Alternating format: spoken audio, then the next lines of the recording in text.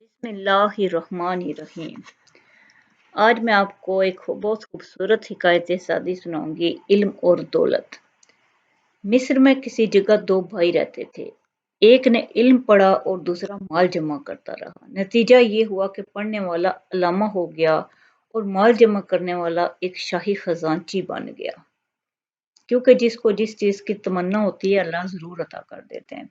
एक बात एक बार दौलतमंद ने अपने आलम भाई की तरफ हकारत से देख कर कहा, हम तो खजाने के मालिक हो गए, मगर तुम मुफलिस के मुफलिस ही रहे।